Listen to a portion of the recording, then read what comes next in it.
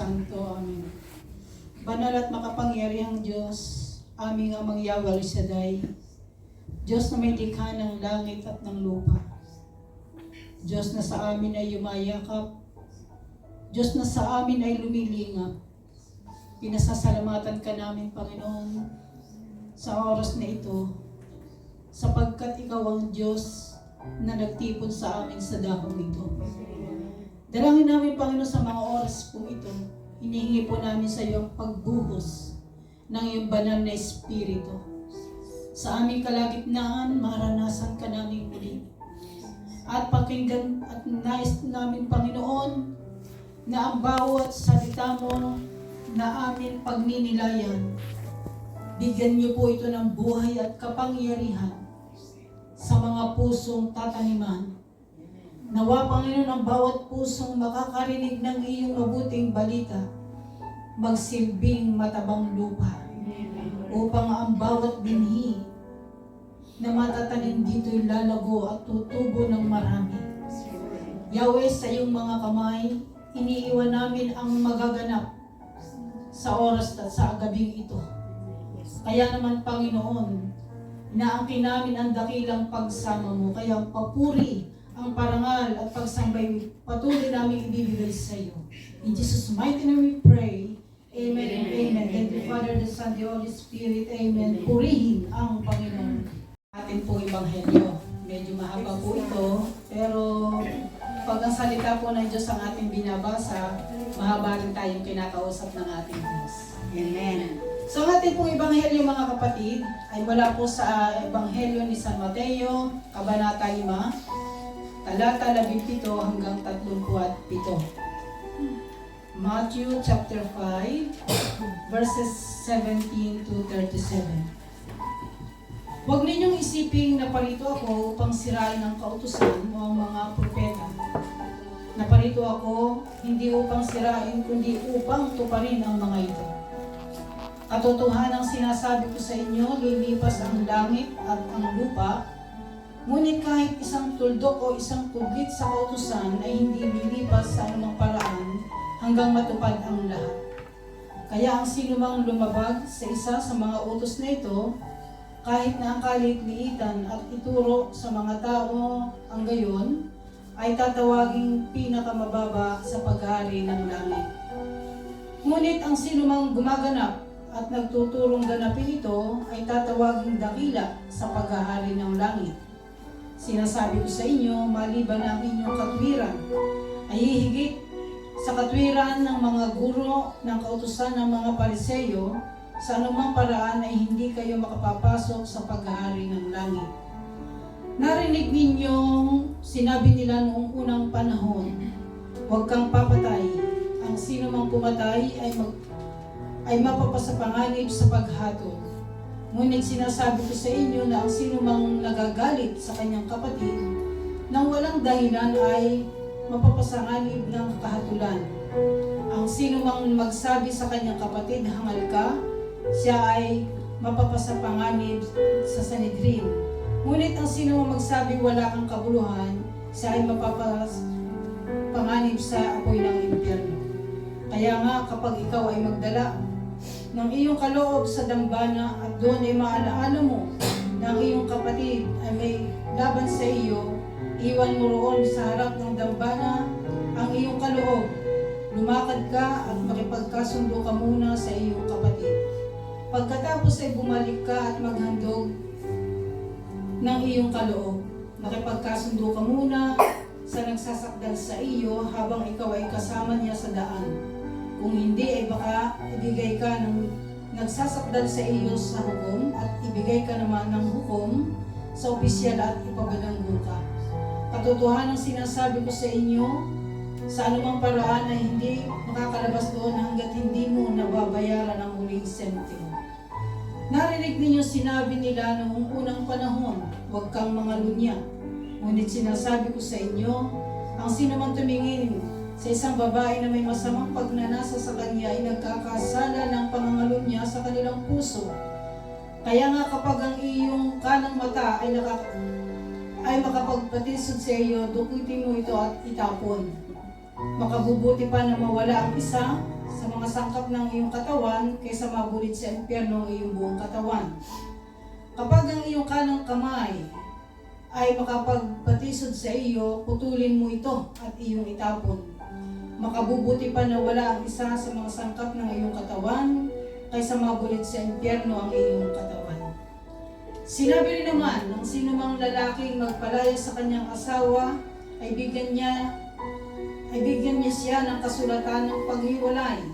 Ngunit sinasabi ko sa inyo, ang sinumang lalaki magpalaya sa kanyang asawa, maliban na lamang sa sandali sa dahilan ng pakikiapid, ay magtutulak sa kanya upang mangalo niya, at sino mang magpakasal sa babaeng hiniwalayan ay nagkakasala ng kasalanang sexual.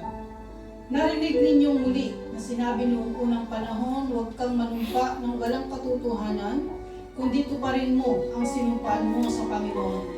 Ngunit sinasabi ko sa inyo, huwag kang mangako ng anuman, ni sa ngalan ng langit sapagkat ito ay trono ng Diyos. Kahit ang lupa ay huwag mo ipanumpa sapagkat ito ang tuntungan ng kanyang mga paa. Kahit ang Jerusaleman ay huwag mong ipanumpa sapagkat ito ang lungsod ng dakilang hari. Kahit man ang ulo mo ay huwag mong ipangako sapagkat isamang buhok nito ay hindi mo mapapaputi o mapapaitim. Dapat lang na ang pananalita ninyo ay oo kung oo at hindi kung hindi. Subalit anuman ang hihigit pa rito ay nanggagaling na sa masama. Mga magulang, kapatid ko kay Kristo, ito po ang mabuting balita ng ating Panginoon. Pinupuri ka namin, Panginoong Jesucristo. Paano ang ating pong topic ay ito po ihahanguin ko sa pagninilay natin ng Jesus' requirements of a deeper obedience. Ang mas malalim na pagsunod na hinihingi ni Jesus. Background muna ng ating pong ebanghelyo. At ito po ay yung pong beatitude, yung pong pangangaral ni Jesus sa kanyang mga bundok. Sa bundok, yung pangangaral niya at pagtuturo niya. Dati, nung 2 weeks ago, yung beatitude. Tapos last week, yung pong tayo ay asin at ilaw. So ngayon naman, ipinapaano ni Jesus yung malalim na pagsunod. Kasi, kausap ni Jesus ang kanyang mga disipulo. Kung si Moses, ibinigay ng Diyos yung mga 10 utos. Dahil kay Moses, ang beatitude, ibinigay ni Jesus para sa kanyang mga disipulo. So, ngayon, ang pag-uusapan po natin ay yung Jesus' requirements of a deeper obedience. Ang mas malalim na pagsunod na hinihingi ni Jesus. So, patindi ng patindi yung hinihingi at ipinapangaral ni Jesus sa kanyang mga alagad sapagkat nalalapit na ang Holy Week. Kaya po, piniprepare ng Diyos at tayo, piniprepare tayo para po tayo ay maging handa sa darating na Holy Week. So mga minamahal kong kapatid, ito pong pangangaral na ito ni Jesus ay ang unang binasa po natin ay yung pong batas na kanyang yung batas na binigyan niya ito ng liwanag kung paano yung batas ay mahalaga. Pero hindi siya pumunta para sirain ang batas, kundi mas pinataas niya ang antas ng batas. So ngayon naman po mga kapatid, ito naman po yung deeper obedience. Kung ano po yung requirements na hinihingi ni Jesus para po lumalim yung pagsunod po natin. So, kaya makikita natin na ang gusto ng Diyos ay mas malalim na uri ng pagsunod. Hindi lang yung simple-simpleng pagsunod sa mga utos. Kung gayon, ang tanong ay ano ang mas malalim na pagsunod sa mga utos ayon sa hinihingi ng ating Panginoong Jesus. Ang una mga kapatid, a deeper obedience to the you shall not murder commandment. Yung kung huwag kang papatay. Kagaya nga po ng kaninang inaano ng ating butihing pare, yung batas na huwag kang papatay. So, pag sinabi kong huwag kang papatay, hindi lang po ito kumakatawan doon sa physical na pinatay. Marami pong bagay na po pwedeng may pinapatay tayo sa ating kalooban. No? So, sabi nga po sa verse 21 to 26, yan po ang pagkukanan natin, na you shall not murder. No, huwag kang papatay. So, hindi doon po sa batas ng mga Pariseyo, ang ano nila, hindi naman ako pumapatay. O kaya kumbaga, malinis ako sa harapan ng Diyos.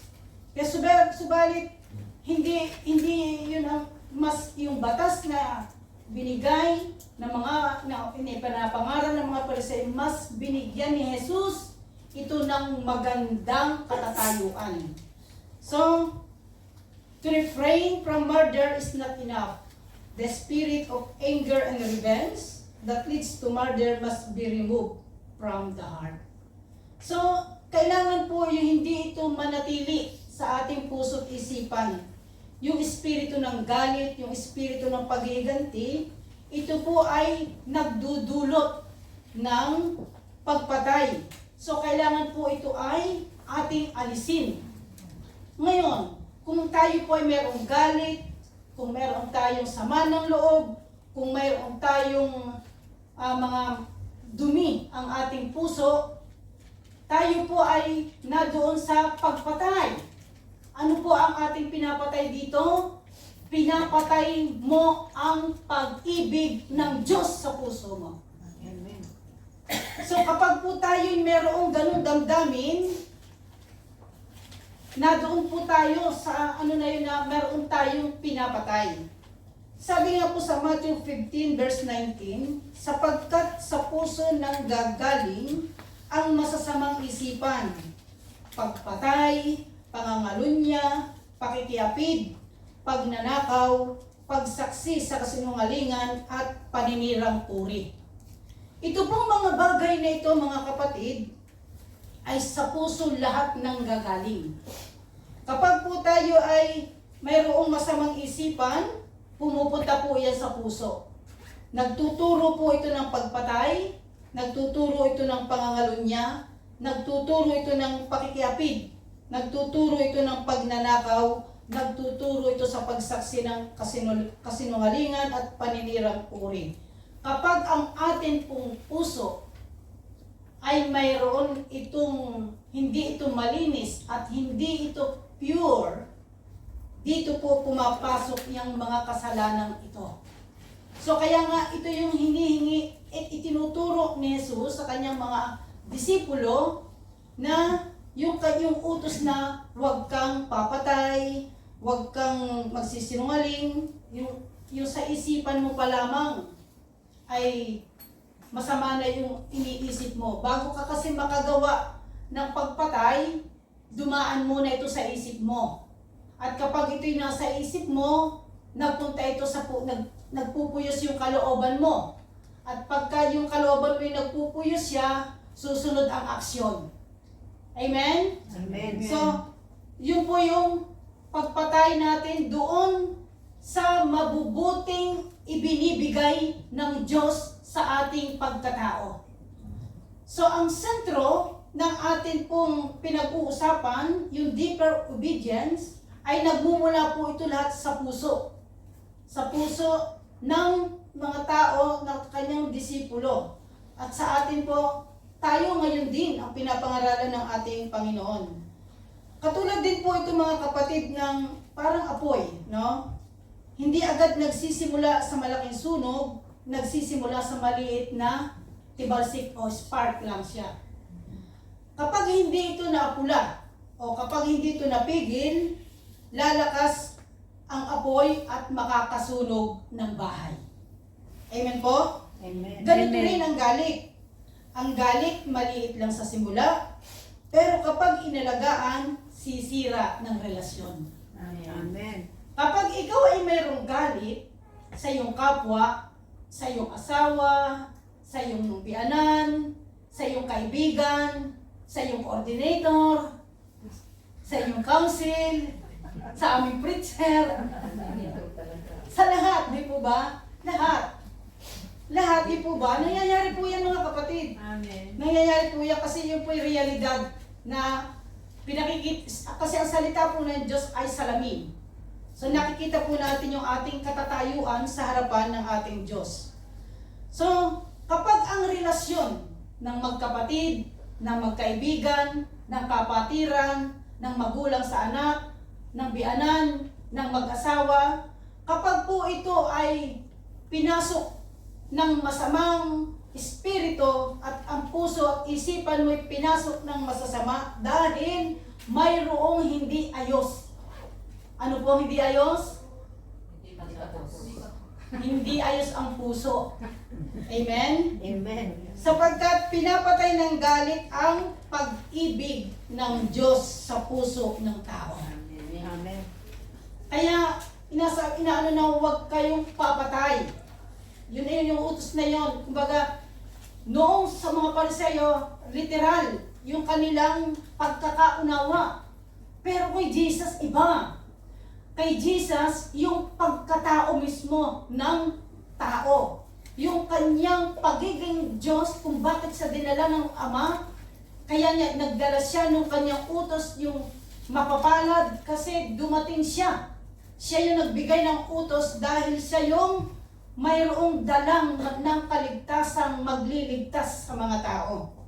So, dapat po tayo ay wag po tayong yung lahat ng bagay na nakakapatay sa ating kabutihan, nakakapatay sa ating kagandahan. Eh di po ba pagkagalit nakakapangit? Amen. Kaya ayaw ng Diyos ng nagagalit. So, ang ano po natin mga kapatid, tanungin natin ang ating sarili, may kinagagalitan ba ako? Di po ba? Mayroon ba akong hindi pa napapatawad? Mayroon ba akong taong iniiwasan sa gawain, sa ministry, sa bahay, o sa flatman, o saan man tayo dalhin ng ating Panginoon? Mayroon ba akong taong iniiwasan? At kapag nagpipis-be video, hindi ako tumitingin sa kanya. Di po ba? So anong aral na tinuturo dito ng ating Panginoon? Matutong magpatawad agad, makipag-ayos agad, huwag patagalin ang galit. Amen. Kasi ang galit mga kapatid, kapag ito ay iyong pinatagal, nagiging lason ito. At ang lason ay nakakamatay. Pangalawa mga kapatid, a deeper obedience to the you shall not commit adultery. Yung mas malalim na pagsunod na huwag kang mangangalunya. Pag sinabi pong mangangalunya mga kapatid, hindi lamang po ito tumutukoy sa mag-asawa. Hindi lamang po ito tumutukoy doon sa mga mag-boyfriend, mag-girlfriend. Hindi lang po. Pagka sinabi po na nangangalunya, tayo, kung titingnan natin ang ating sarili, nangangalunya din tayo. Bakit? Kasi hindi po tayo nagiging faithful kay Lord. Amen? Amen. So tinuturo niya yung malalim na pagsunod na huwag kang mangangalunya. Di po ba? Ano pong sabi doon sa 27 ng atin pong binasa? 27 to 30. Basahin po natin mga kapatid para po mas maliwanagan po natin. 27 to 30. Ayan. Narinig ninyong sinabi, huwag kang mangangalunya. Ngunit sinasabi ko sa inyo, ang sino mang tumingin sa isang babae ng may mahalay na pagnanasa ay nangangalunya na sa babaeng iyon sa kanyang puso. Kung ang kanang mata mo ay nagiging sanhi ng iyong pagkakasala, dukitin mo ito at itapon. Mabuti pang mawalan ka ng isang bahagi ng iyong katawan kaysa buong mong katawan ang itapon sa impyerno. Kung ang iyong kanang kamay naman ang nagiging sanhi ng iyong pagkakasala, putulin mo ito at itapon. Mabuti pang mawalan ka ng isang bahagi ng iyong katawan kaysa ang buong mong katawan na itapon sa impyerno. So, kung ito hindi po ito literal na sinasabi ng Panginoon, kundi binibigay niyang halimbawa, yung dukitin ang mata, hindi po ibig sabihin aalisin ang iyong mata, kundi yung ano yung nakikita mo na nagpapasama sa pagkatao mo. Amen?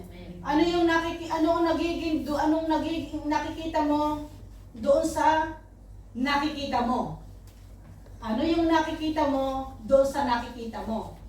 'Di ba? Parehas siya, pero magkaiba po ito.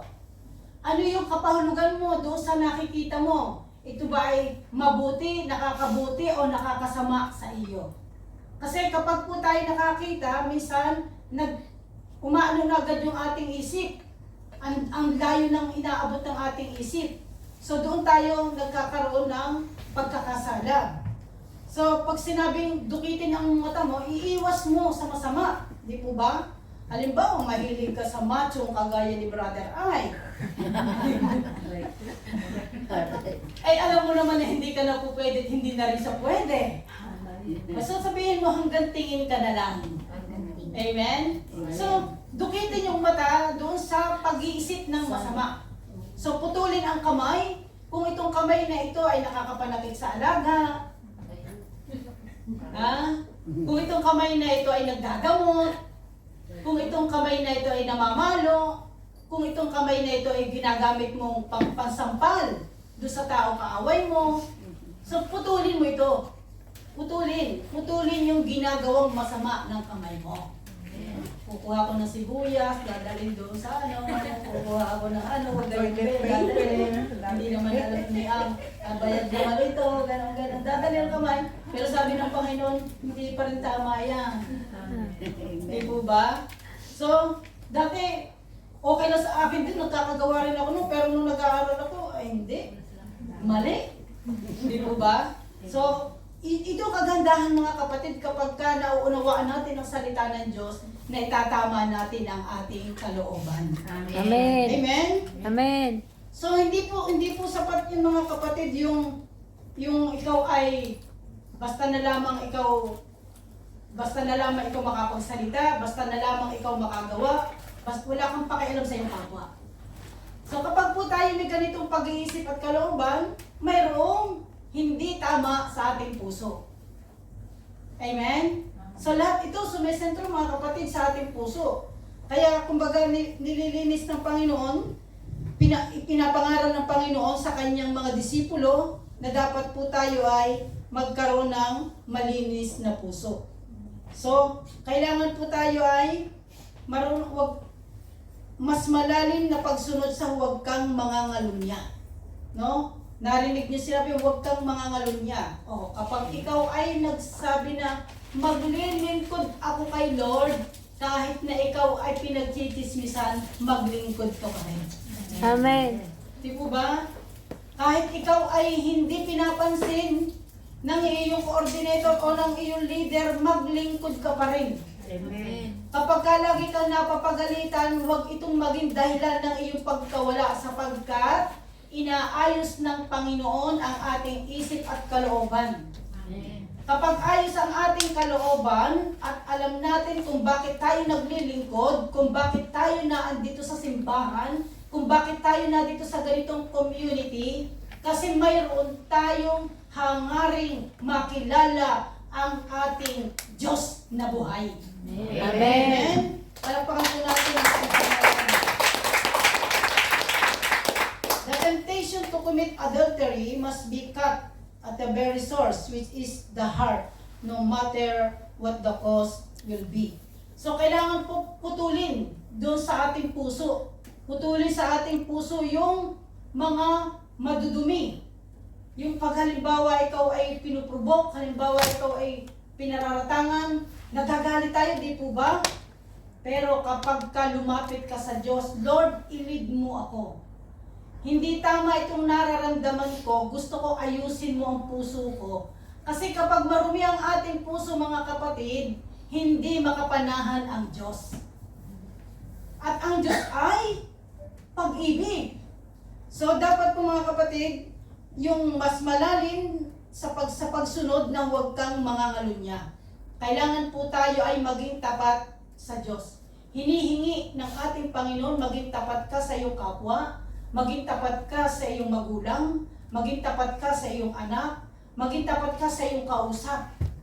Magkaroon tayo ng magandang integridad. Bakit ito itinuturo ng ating Panginoon? Kasi binibigyan niya ng mataas na standard ang tao. Binibigyan niya ng magandang buhay ang tao. Inilalagay niya ito sa magandang katatayuan. Kaya kanyang ipinapangaral. Kaya sabi niya, huwag kang mangangalunya. So, ang laman ay nagsisimula sa patingin-tingin. Imahinasyon. Pagkatapos noon, decision. Pagka nakapag-decision ka na, gawa ng pagsisisi. So, ito po yung realidad na nangyayari po sa atin. Kaya, inaano ng Panginoon yung deeper na obedience, malalim na pagsunod. So, kaya sabi ni Jesus, patayin mo na ang apoy habang usok pa lang. Kapag ka nakarinig ng balita, gagatungan pa. Hanggang sa kumalat na yung apoy, nag-away-away na ang grupo. Nag-away-away na ang pamilya. Nag-away-away na sa iba't ibang nagsalin-sali na yung galit. Nagsalin-sali na yung masamang kaisipan, nagsalin-sali na. Kaya nag-aaway-away na hanggang sa ito'y maglayo-layo na.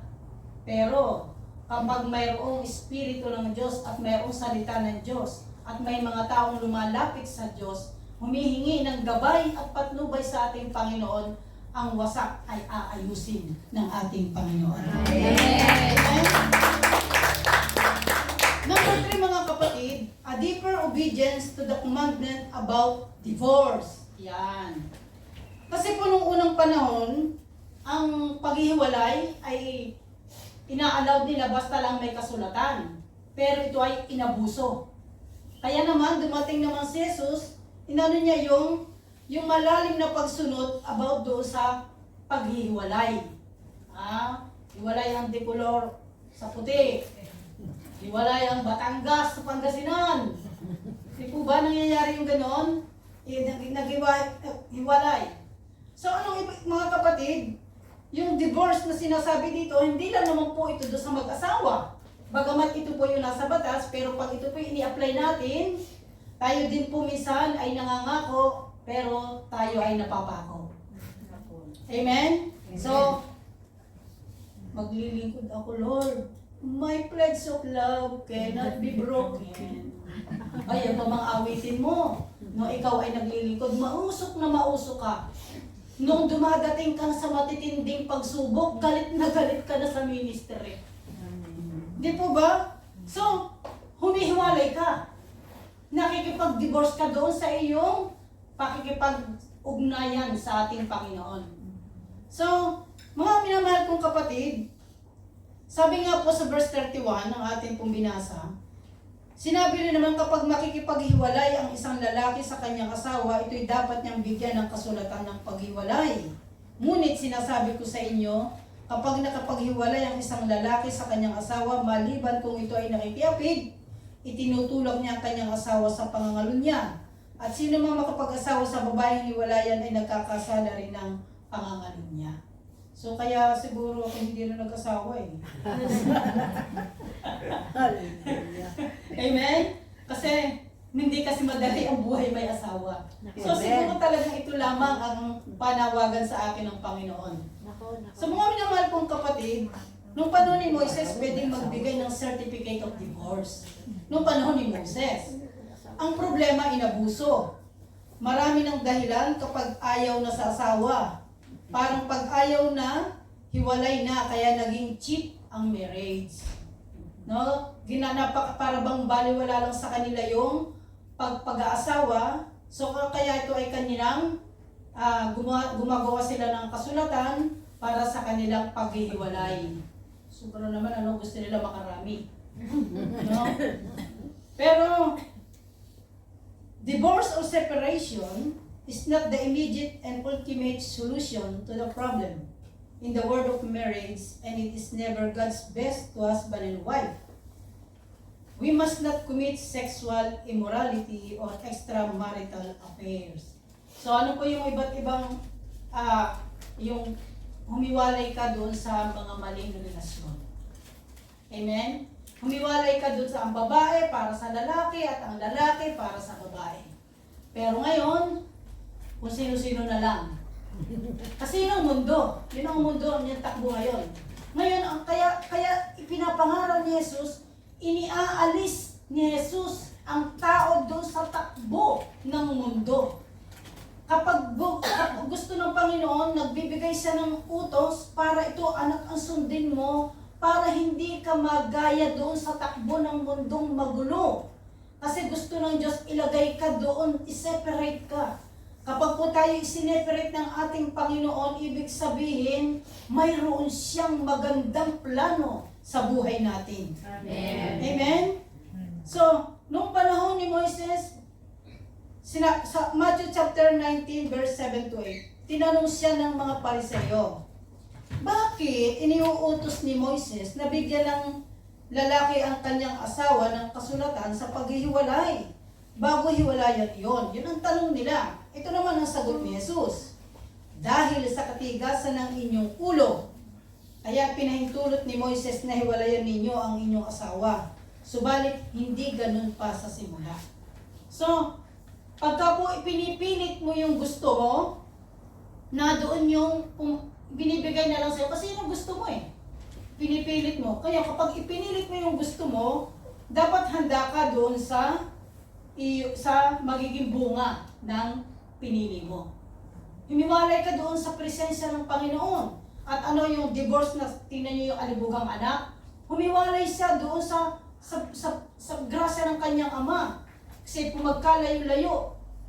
Kaya kumbaga yung pagdi-divorce, yung paghihiwalay, hindi lang po ito sa mga mag-asawa, kundi any relasyon na tayo po ay nagkakaroon ng kasunduan, dapat po ito ay hinaharap kung ano ang naroon sa iyong pinagkasunduan. Amen. Amen? Palakpakan po natin ang ating Panginoon.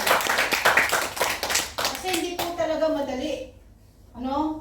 Ang itinuturo ni Jesus, putulin ang tukso sa pinagmumulan pa lang. Amen? So kapag ka po alam natin na mali, huwag na nating ipagpilitan. Di ba? Eh kaso bakit gusto mo na makipaghiwalay? Eh dati kasi amoy baby oil, ngayon ube oil. Dati sexy Coca-Cola, ngayon lumba-lumba. Coca-Cola pa rin pero sa lata. Pero tinong nyo, Sa lata na. kapag ikaw ay kaya ang pagkakapag-asawa o pakikipagrelasyon, ito'y pinagninilayang mabuti. Amen. Amen. Ito nga ba ay kaya mamahalin ko till death do us part? Nangangalhati pa lamang, ubos na ang mga pinggang regalo nung kasal. Dahil sa pag-aaway hanggang sa napunta sa hiwalayan. So, nung mga panahon nila mga kapatid, madali lang ang mag-divorce. Konting problema, hiwalay na agad. Pero sabi ni Jesus, hindi ito plano ng Diyos. Ang problema ay sexual immorality at katigasan ng puso. Ang kasal ay tipan. Ito po ay covenant. Hindi kontrata lang.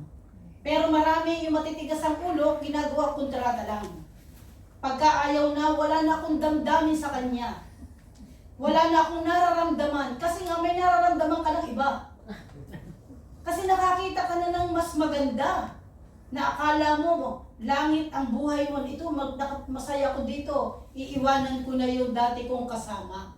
Pero, hindi natin nalalaman, mayroong Diyos na ikaw ang kanyang, siya yung ating pinagsumpaan.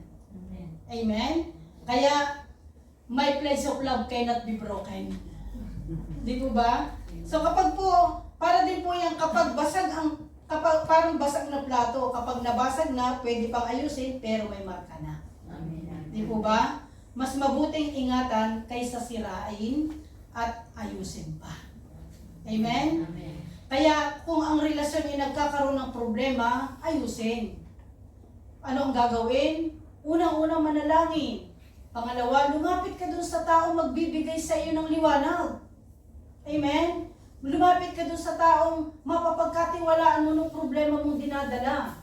Huwag mong ipilit yung gusto mo. Kailangan sabihin mo sa sarili mo, Huwag mong pahintulutan, Panginoon, ang gusto ko ang gusto mo, kahit nahihirapan ako. Amen. Amen? Yun ang gusto ng Diyos, mga kapatid. So, ano yung application nito, mga kapatid? Ayusin ang communication. Magpatawad. Ipagdasal ang marriage. And seek counseling kung may problema. Piliin ang commitment araw-araw. Ngayon, mga kapatid, ang tanong, pinapahalagan pa ba natin ang tipan ng pamilya? Dapat kasi ito yun eh. Kapag ikaw ay pumasok sa isang pamilya, nakikipagtipan ka sa Diyos at nakikipagtipan ka rin doon sa pamilyang bubuuin mo.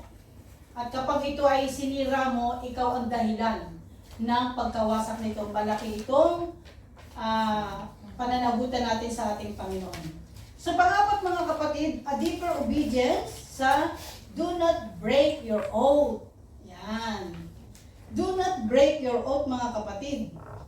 O yung do not break your oath commandment. Di po ba? Sabi nga po doon sa ating pong ebanghelyo, again you have heard that it was said to the people long ago, do not break your oath, but fulfill to the Lord the vows you have made. But I tell you, do not swear an oath at all, either by heaven, for it is God's throne, or by the earth, for it is his footstool, or by Jerusalem, for it is the city of great king, and do not swear by your head, for you cannot make even one hair white or black. All you need to say is simply yes or no. Anything beyond this come from the evil one. Pag sinabi mong yes, yes. Pag sinabing no, no. Mayroon ka dapat word of honor. Amen? Amen. Do not break your oath. Huwag mong sirain yung iyong pinanumpaan. Sabihin mong maglilingkod ako, Lord, kahit anong mangyari. Maglilingkod ako. Noong tumitindi na ng tumitindi ang pagsubok, patindi na ng patitindi. Ang kanta ni Lord, ano nang nangyari? Parang gusto ko nang bumitaw. Parang gusto ko nang umayaw. Wala nang pinakamasarap na buhay kundi sa harapan ng ating Diyos. Amen. Amen? So mga minamahal kong kapatid kay Kristo, dapat po natin itong alagaan at bantayan at ang puso ang pinagmumulan ng ating pong mga kasalanan. So para itong timbangan, kapag sira, walang tiwala ang tao. Pero kapag tama, lahat kampante. Amen? So kapag ikaw ay mayroong word of honor sa iyong kapwa, nangako ka, tuparin mo.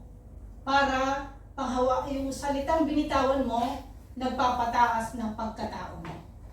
At ng pagiging Kristiyano mo. So, ganun ang salita ng taong may integridad. Kasi gusto ng Diyos magkaroon tayo ng integridad. Kasi mataas yung ating, tayo pinakamataas na nilikha niya, kawangis niya eh. Eh kung wala tayong integridad, hindi tayo kawangis niya. Sino kawangis? Tayo may sabi niya. So, huwag magsinungaling kahit maliit. Tumupad sa pangako, maging tapat sa trabaho at sa pamilya, be trustworthy. So, mapapagkatiwalaan ba ang salita mo? Amen. Mapapagkatiwalaan ba yung ating mga sinasalita? Baka naman kung halimbawa ko, preach ako ng preach tungkol dito sa bagay nito, ito naman yung sinasabuhay ko. Wala rin. Para din itong magulang, sasabihin, huwag kang maninigarilyo. Tapos sasabihin doon sa anak, ibili mo nga ako ng sigarilyo. So wala. Di po ba? Wala yung ano mo bilang ikaw ay magulang. So kung para ikaw ay sundin, para ikaw ay igalang, para ikaw ay magandang ehemplo, gawin natin kung ano mga dapat nating gawin alang-alang sa ating Panginoon. Amen. Hindi lang basta sumunod, hindi ako gumagawa ng masama. Hindi yon, kundi pusong binago ng Diyos. Amen. Ang tunay na pagsunod, mga kapatid, may pag-ibig, may kapatawaran, may kalinisan, may katapatan. Legal obedience changes behavior. Heart obedience changes life. Huwag lang maging mabuting Kristiyano sa labas, maging tunay na Kristiyano sa puso. Amen. Panginoon, kami ngayon sa iyo lumalapit. Dala ang aming mga kahinaan. Dala ang aming mga pagod. Ang mga tanong na hindi namin masagot. Wala po kaming ibang maiaalay, kundi ang aming tiwala at pag-asang ikaw lamang ang aming kakapitan. Sa bawat hakbang na kami lumalapit, turuan ninyo kaming magtiwala kahit hindi malinaw ang daan. Kahihina, yakapin ninyo kami ng iyong habag. Kapag kami natatakot, punuin ninyo ang aming puso ng kapayapaan.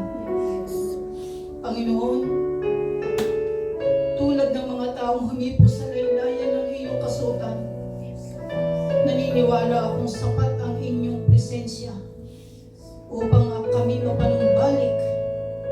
Pagalingin ninyo ang aming mga puso, linisin ninyo ang aming mga isipan, at patatagin ang aming pananampalataya.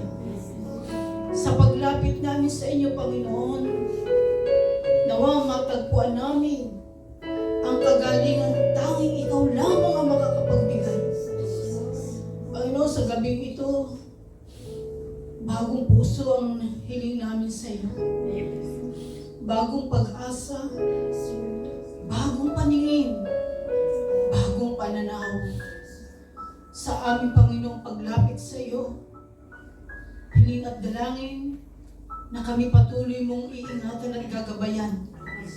Bantayan niyo ang aming isip, bantayan niyo po ang aming puso, bantayan niyo po ang aming mga labi, upang kami hindi makapagbitaw ng masakit sa aming kapwa. Amen. Upang sa halip na masakit ang aming ibalik, pag-ibig at yakap at pagpapatawad ang aming magawa. Panginoon, hindi namin ito magkakaya kung kami lamang. Subalit sapat ang iyong biyaya at grasya sa aming lahat. Itago mo kaming nasa kaningningan ng iyong pagka-Diyos upang mapaglabanan namin ang maruming takbo ng mundong aming ginagalawan. Yahweh, maraming salamat sa yakap mo sa amin. Maraming salamat sa paghaplos mo sa amin. Amen. Maraming salamat sa pag-akay mo sa amin. Amen. Maraming salamat, Panginoon, sa pagbuhat mo sa amin kapag kami nadadapa.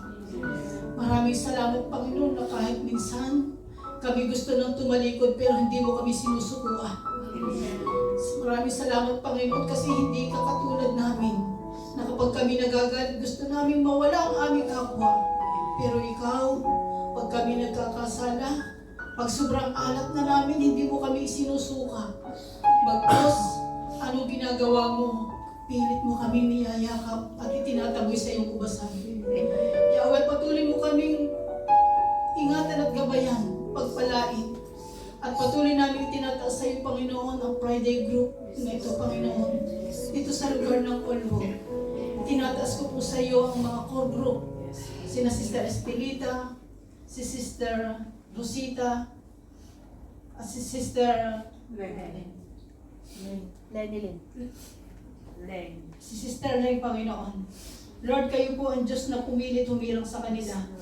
Bigyan niyo po sila ng kapangyarihang mapaglabanan ang lahat ng kanilang kahinaan at mapangalagaan ng maayos ang grupong ito. Pagpala niyo po lahat ng mga awit, mga instrumentalist, Panginoon. Ang aming kapatid na si Brother Ike na gagamitin mo sa araw ng bukas, ngayon pa lang, O Lord, pagningning mo ang kanyang pagkatao. At lahat ng mga dadalaw, pupunin mo ang dako ito, Panginoon. Amen. Jerusalem, Tel Aviv, hay pa, Panginoon. Kasama Amen. po ng aming mga prayer request, Panginoon, handbags, wallet, O Lord. Iuna niyo po yung mahabot ng pagpalang kamay, basbasan niyo po sa daluyan na iyong kapangyarihan. Lahat ng aming mga isinulat, Lord, ay magkaroon ng kaganapan at katagumpayan. Tamang panahon na iyong ibibigay. Ang lahat ng aming hawak, Panginoon, maging instrumento ng iyong kagaling at ng iyong kapangyarihan. Amen. Lord, kasama rin po ng aming panalangin ang lahat ng magaganap sa araw ng bukas, Panginoon. At kayo po ang Diyos na magtatagumpay ng lahat ng ito. Sama na ang panalangin ng aming mga council preacher, Panginoon. Buklurin mo kami sa isang mithiin at layunin sa paglilingkod. Ang papuri, ang parangal at pagsambay tanging sa iyo lang namin ibibigay. In Jesus' mighty name we pray. Amen. Amen. Thank you, Father, the Son, the Holy